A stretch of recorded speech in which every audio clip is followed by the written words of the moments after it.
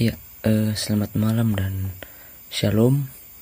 Eh, Perkenalkan, nama saya Juan Fakatul Kallo dari Prodi Teologi Kristen Angkatan 21, kelas C Gender.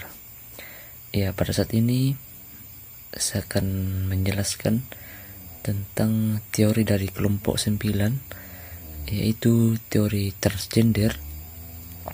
Jadi transgender itu atau teori transgender itu adalah pemikiran atau konsep yang membantu kita memahami tentang identitas dan juga pengalaman hidup orang transgender. Ya, yaitu orang-orang yang merasa bahwa identitas gendernya tidak sesuai dengan jenis kelamin yang mereka terima saat lahir. Ya, jadi teori ini bertujuan untuk menjelaskan bahwa gender itu lebih dari sekedar soal tubuh atau biologi, ya, atau gender. Ya. Tetapi juga melibatkan perasaan, cara berpikir, dan juga bagaimana seseorang memandang dirinya sendiri. Nah, lalu apa itu transgender? Ya, tadi kan itu pengertian dari teori transgender. Lalu apa itu transgender? Ya, transgender adalah istilah untuk orang yang identitas gendernya tidak sesuai dengan jenis kelamin biologisnya. Ya, contoh, seseorang yang lahir dengan tubuh laki-laki tetapi merasa dirinya perempuan. Ya, atau seseorang yang lahir dengan tubuh perempuan tetapi merasa dirinya laki-laki. Ya. Atau ada juga orang yang tidak merasa cocok dengan sebutan laki-laki atau perempuan. Ya. Dan menyebut diri mereka itu sebagai non-biner, ya, atau genderqueer, ya, dan sebagainya. Nah, lalu muncul pertanyaan, kenapa teori transgender ini penting? Ya, teori ini muncul karena selama ini banyak masyarakat hanya mengenal konsep gender yang binari, ya, atau yang secara umum, ya, yaitu laki-laki dan perempuan, ya. Nah, hal ini tidak mencerminkan kenyataan bahwa orang yang memiliki identitas gender yang berbeda atau berada di luar kategori tersebut. Teori transgender membantu kita memahami keragaman gender, menerima keberadaan orang transgender, dan memperjuangkan hak mereka. Nah, lalu kita masuk dalam sejarahnya dulu. Ya, sejarahnya dimulai pada saat awal abad ke-20. Ya, pada awalnya orang yang memiliki identitas gender berbeda sering dianggap kasus medis atau psikologis. Ya, boleh dibilang suatu kelainan. Ya, seksolog seperti Magnus Hirschfeld, ya, yang ada di Jerman, itu mulai mempelajari orang yang merasa tidak cocok dengan jenis kelamin mereka. Ya, tapi pada saat itu identitas gender atau identitas transgender sering dianggap masalah yang harus diselesaikan. Ya, itu pada awal abad ke-20. Lalu masuk di tahun 1970-an. Ya.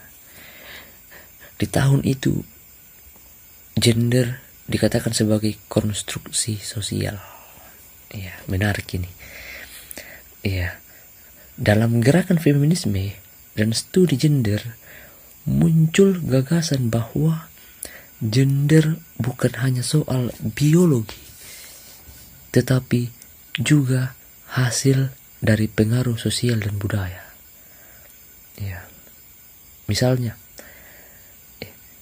Judith Butler, seorang ahli teori gender, mengatakan bahwa gender adalah sesuatu yang diperankan atau dilakukan, bukan sesuatu yang tetap. Ya, itu pada tahun 1970-an. Nah, masuk di tahun 1990-an, ya, ini sudah mulai masuk perkembangan modern ya.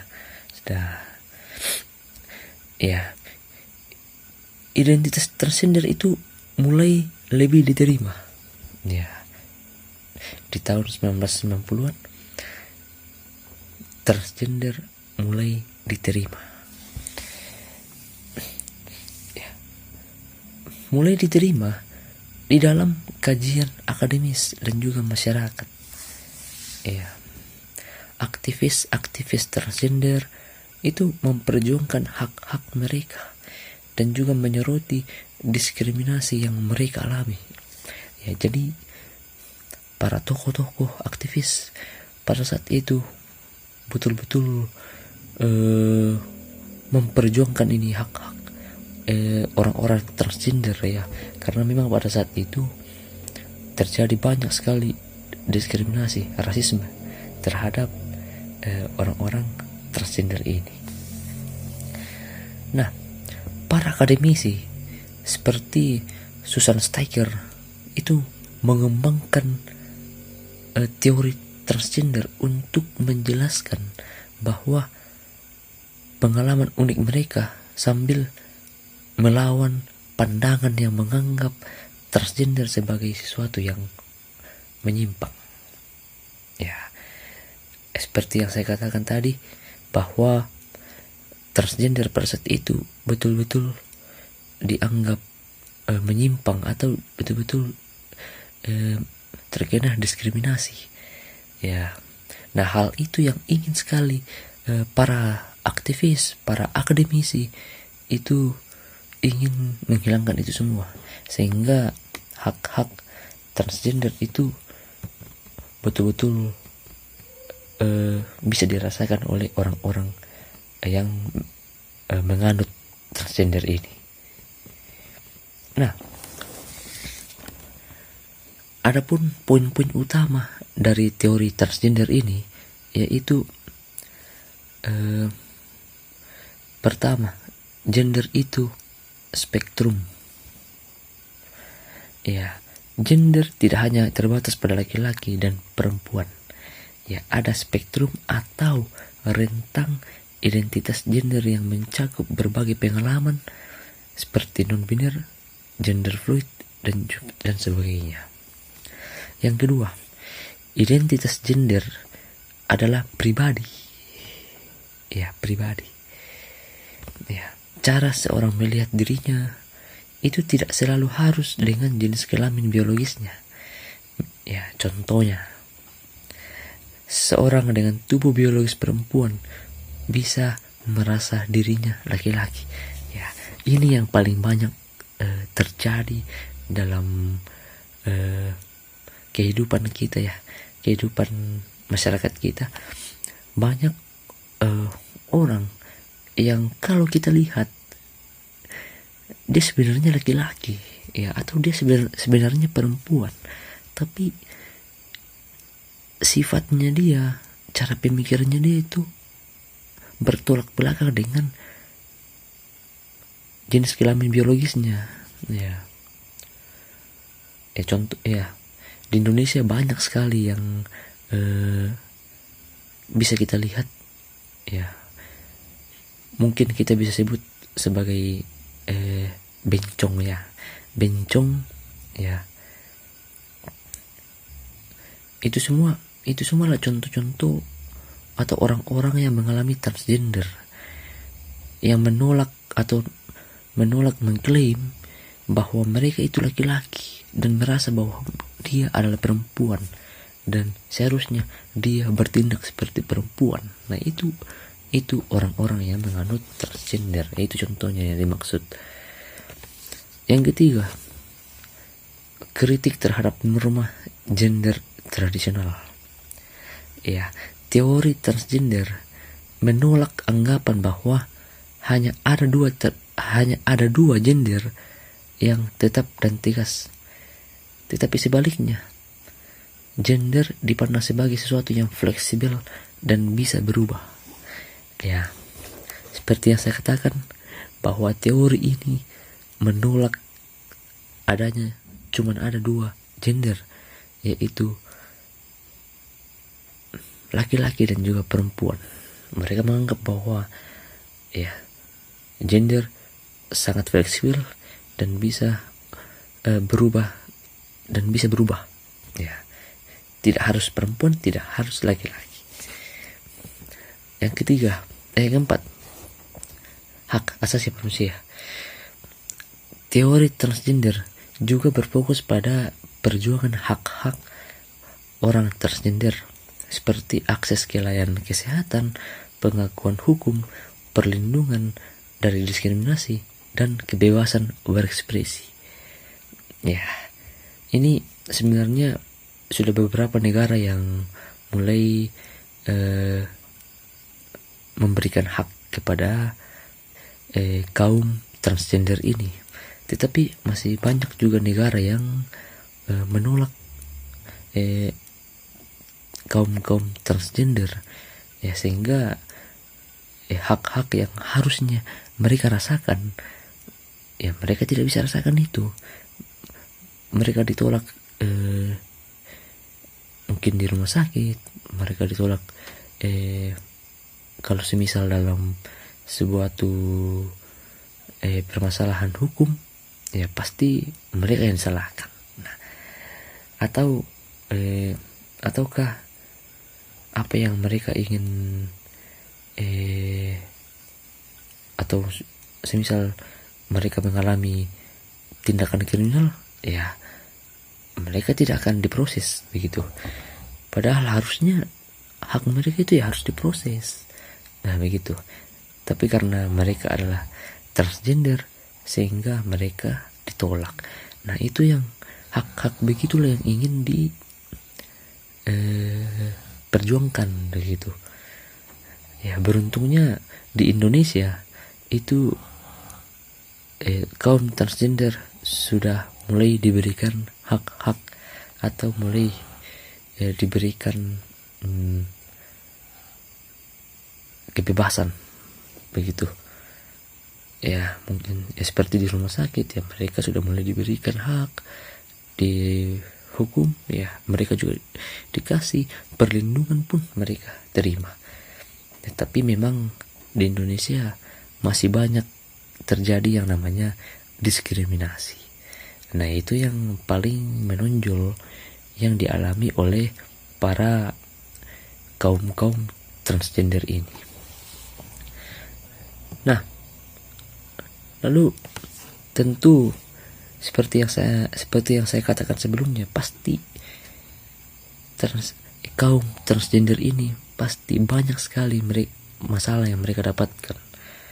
Ya, nah, untuk itu di sini saya akan memberikan beberapa penjelasan tentang apa saja tantangan-tantangan yang dihadapi oleh orang-orang transgender ini. Ya, meskipun teori transgender ini membantu meningkatkan kesadaran ataupun membuat kita berempati kepada kaum transgender, tetapi masih banyak tantangan yang dihadapi oleh orang-orang transgender ini? Ya, yang pertama, diskriminasi. Ya, ini paling jelas dan paling sering yang saya katakan tadi, diskriminasi. Ya, mereka sering menjadi korban perlakuan tidak adil di tempat kerja, sekolah, ataupun lingkungan masyarakat. Ya, yang kemudian kedua, kekerasan. Ya, kekerasan terhadap, ya, lalu kekerasan. Ya, kekerasan terhadap transgender, baik fisik maupun psikologis, itu masih sering terjadi. Ya, ini tidak bisa kita pungkiri bahwa betul-betul transgender ini mengalami kekerasan yang sangat-sangat sering terjadi. Ya, terlebih di bagian-bagian Asia, ya, transgender itu sangat-sangat miris ya. Orang-orang itu boleh dibilang sangat membenci transgender, sehingga kejadian-kejadian seperti memukul, menendang, ya, yang mengakibatkan luka fisik, ya, sehingga membuat orang-orang transgender ini merasa takut, merasa kurang kebebasan yang mereka rasakan, sehingga ya inilah yang ingin dihilangkan, ya. Terutama di Indonesia, masih banyak terjadi ya, transgender itu mengalami kekerasan, ya, di sekolah, bahkan di sekolah yang paling banyak, dimana orang-orang yang dibilang transgender bencong, ya, itu masih sering mengalami kekerasan. Ya, karena itu lagi, karena mereka dianggap sebagai masalah. Nah, lalu mengapa kita harus memahami tentang teori transgender, atau mengapa kita harus belajar ini teori transgender? Ya, mempelajari atau memahami teori transgender itu sangat-sangat penting. Kenapa? Agar kita bisa menciptakan masyarakat yang lebih inklusif atau terbuka dan juga adil. Dengan memahami bahwa gender adalah hal yang kompleks dan berbeda-beda bagi setiap orang, kita bisa menghormati hak setiap individu untuk menentukan identitasnya sendiri. Kita juga bisa mengurangi diskriminasi dan juga pandangan atau stigma terhadap orang transgender. Ya. Dan juga bisa membantu menciptakan lingkungan yang mendukung bagi semua orang tanpa memandang identitas gender mereka. Ya. Membantu menciptakan lingkungan. Ya. Artinya memberikan suasana yang baik, ya, sehingga orang-orang transgender ini merasa nyaman. Nah, jadi kesimpulan dari teori transgender ini yaitu teori transgender itu mengajarkan kita bahwa gender bukanlah sesuatu yang kaku atau hanya soal biologi, tetapi sesuatu yang fleksibel dan terkait dengan pengalaman pribadi seseorang. Ini membantu kita lebih memahami keragaman manusia dan menciptakan dunia yang lebih terbuka. Kiranya melalui teori ini kita diajak untuk melihat gender sebagai spektrum yang mencerminkan keunikan setiap individu. Ya. Jadi semoga dari apa yang saya jelaskan ini, apa yang saya terangkan ini, betul-betul boleh kita pahami dengan baik bahwa orang-orang transgender itu juga manusia dan mereka juga butuh kebebasan. Ya, karena sekali lagi, teori ini mengatakan bahwa gender itu fleksibel dan juga gender itu selalu bisa berubah. Ya, demikianlah penjelasan dari saya tentang teori transgender. Ya, kiranya betul-betul kita pahami. Saya ucapkan terima kasih, terlebih untuk Bapak dosen. Kiranya video ini boleh memberikan yang terbaik buat kita sekalian. Sekali lagi saya ucapkan terima kasih. Saya atas nama Juan Fakkah Tulak Allah, Nirim 2020218719, pamit undur diri. Shalom.